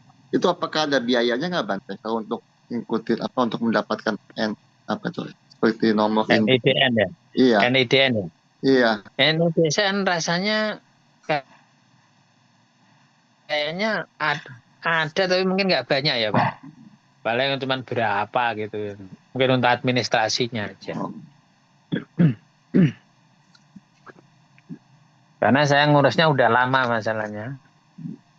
Kalau dulu sih saya sih nggak ada dapat biaya, nggak ada biaya apa-apa sih.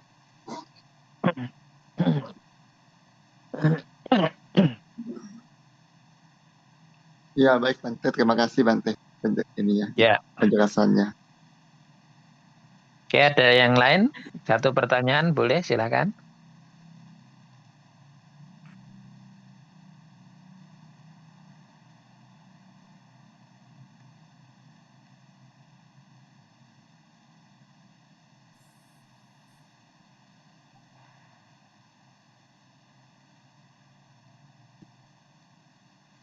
Sudah nggak ada? Kalau nggak ada, kelompok 2 silakan ditutup.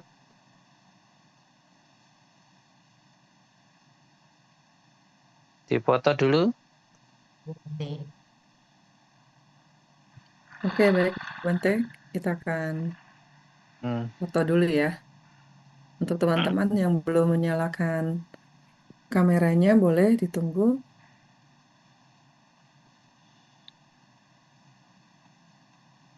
Oke, ada 2 layar. Saya akan screenshot yang pertama.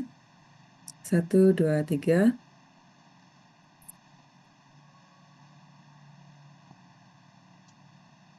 Bentar, yang kedua.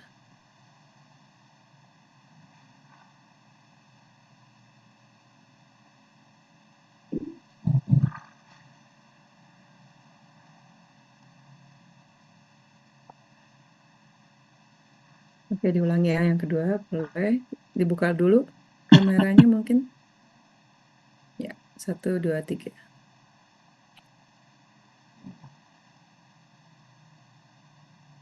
Sudah selesai, Bante. Terima kasih. Oke, silakan Bu ditutup. Yang kelompok 2. Ya, terima kasih Bante. Kami tutup itu presentasi dari kelompok 2 ini. Ada yang kekurangan dari saya, ada juga tambahan dari teman-teman. Saya ucapkan terima kasih Dari khususnya kepada kami. Bante yang malam ini sangat membantu dalam presentasi kami kelompok 2.